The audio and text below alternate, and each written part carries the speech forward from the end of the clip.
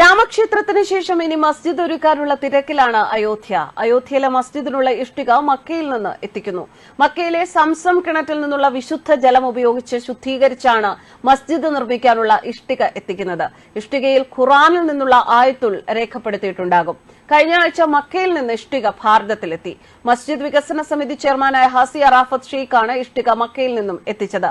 രാജസ്ഥാനിലെ സുഫി കേന്ദ്രമായ അജ്മീർ ഷെരീഫിലേക്ക് ആദ്യം ഇഷ്ടിക എത്തിക്കും. അയോധ്യയിൽ ഉയരുന്ന മുഹമ്മദ് ബിൻ അബ്ദുള്ള മസ്ജിദിന്റെ തറക്കല്ലായി ഇത് ഉപയോഗിക്കും. മുസ്ലിം മത നേതാക്കളുടെയും എല്ലാ വിഭാഗങ്ങളിലെയും പുരോഹിതന്മാരുടെയും സാന്നിധ്യത്തിലാകും ശിലാസ്ഥാപനം. അയോധ്യയ്ക്ക് സമീപം പണിയുന്ന പുതിയ ബാബറി മസ്ജിദിന് പകരമായുള്ള മസ്ജിദിന്റെ തറക്കല്ലിടൽ മക്കയിലെ കഅബ ഇമാം സ്ഥാപിക്കും. ലോകത്തെ വൻ വിസ്മയമാകും ഇത് എന്നും താജ്മഹൽ തോറ്റുപോകുമെന്നും നിർമ്മാണ ഫൌണ്ടേഷൻ അവകാശപ്പെടുന്നു. ലോകത്തെ ഏറ്റവും വലിയ ഖുറാനും ഈ മസ്ജിദിൽ ഉണ്ടാകും. എല്ലാ മതക്കാർക്കും ഇവിടെ പ്രാർത്ഥിക്കാൻ പറ്റില്ല എങ്കിലും എല്ലാ മതക്കാർക്കും സന്ദർശിക്കാമെന്നും നിർമ്മാണ കമ്മിറ്റി ഫൌണ്ടേഷൻ പറഞ്ഞു. ഇതോടെ ലോകത്തിന്റെ ആധ്യാത്മിക ഭൂമിയായി അയോധ്യ മാറുകയാണ്. നടന്നതെല്ലാം നല്ലതിനും നടക്കുന്നതും ഇനി നടക്കാനിരിക്കുന്നതും നല്ലതിനും എന്ന ഗീതാവചനങ്ങൾ സഫലമാവുകയാണ് അയോധ്യയിൽ. അയോധ്യയിലെ ക്ഷേത്രത്തിൽ നിന്നും 25ഓളം കിലോമീറ്ററിന് പുറത്തായിരിക്കും പുതിയ മസ്ജിദ്. അയോധ്യയിൽ നിന്ന് 25 കിലോമീറ്റർ അകലെയുള്ള ധനിപൂരിലാണ് അയോധ്യ തർക്കത്തിൽ സുപ്രീം കോടതി ഉത്തരവിന് അനുസൃതമായി ഉത്തർപ്രദേശ് സർക്കാർ മുസ്ലിങ്ങൾക്ക് നൽകിയ പ്ലോട്ടിൽ മസ്ജിദ് നിർമ്മിക്കുന്നത്. ഇവിടെ അയോധ്യ ക്ഷേത്രത്തിന്റെ നിർമ്മിതിയെ കിടപിടിക്കും വിധം വിശാല നിർമ്മിതിയാണ് മസ്ജിദ് കമ്മിറ്റി പ്ലാൻ ചെയ്യുന്നത്. ലോകത്തിലെ തന്നെ ഒരു വിസ്മയമാക്കി ഇത് മാറ്റാനാണ് പദ്ധതി. തുടക്കത്തിൽ തന്നെ ലോക മുസ്ലിങ്ങളുടെ ശ്രദ്ധ ക്ഷണിക്കാനാണ് മക്കയിലെ കഅബയിൽ നിന്നും ഇമാമിനെ എത്തിക്കുന്നത്. മസ്ജിദ് മുഹമ്മദ് ബിൻ അബ്ദുള്ളയുടെ തറക്കല്ലിടൽ ഇമാം ഇ ഹറം അല്ലെങ്കിൽ മക്കയിൽ ചടങ്ങുകൾക്ക് നേതൃത്വം നൽകുന്ന മറ്റൊരു ഇമാമായിരിക്കും നിർവഹിക്കുക. പുതുതായി പണിയുന്ന മസ്ജിദ് മുഹമ്മദ് ബിൻ അബ്ദുള്ളയുടെ വികസന സമിതി ചെയർമാൻ ബിജെപി നേതാവാണ് എന്നതാണ് മറ്റൊരു പ്രത്യേകത.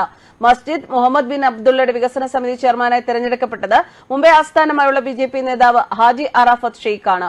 ഇന്ത്യയിലെ ഏറ്റവും വലിയ മസ്ജിദ് ആയിരിക്കും ഇത് എന്ന് അദ്ദേഹത്തിന്റെ വാക്കുകൾ. ഈ വലിയ പള്ളിയിൽ ലോകത്തിലെ ഏറ്റവും വലിയ ഖുറാനും ഉണ്ടാകും. 21 അടി ഉയരം 36 അടി വീതിയുമുള്ള ഖുറാനായിരിക്കും അത്.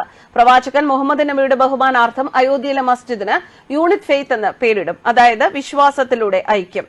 2020 ജൂലൈ 29 രൂപീകരിച്ച ഇൻഡോ ഇസ്ലാമിക് കൾച്ചറൽ ഫൌണ്ടേഷൻ എന്ന ട്രസ്റ്റ് ആദ്യം അയോധ്യയിലെ മസ്ജിദും മറ്റു ചില സൌകര്യങ്ങളും നിർമ്മിക്കാനുള്ള ചുമതല ഏറ്റെടുത്തിരുന്നു. എന്നിരുന്നാലും ഈ വർഷം ഒക്ടോബറിൽ മുംബൈയിൽ നിരവധി മുതിർന്ന പുരോഹിതന്മാരും ഫൌണ്ടേഷൻ ചെയർമാനുമായ സുഫർ അഹമ്മദ് ഫാറൂഖി പങ്കെടുത്ത ഒരു ചടങ്ങിൽ പള്ളിക്ക് മസ്ജിദ് മുഹമ്മദ് ബിൻ അബ്ദുള്ള എന്ന് പേരിടുമെന്ന് പ്രഖ്യാപിച്ചു.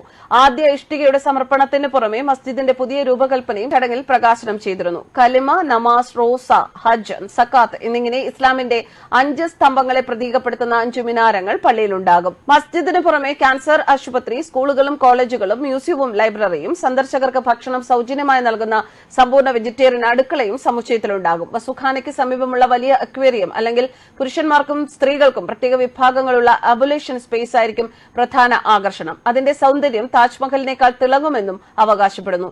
സായാഹ്നമായാൽ സായാഹ്ന നമസ്കാരത്തിനുള്ള ആഹ്വാനത്തോടനുബന്ധിച്ച് പള്ളിയിലെ ജലധാരകളും സജീവമാകും. ന്യൂസ് ഡെസ്ക് കർമ്മ ന്യൂസ്.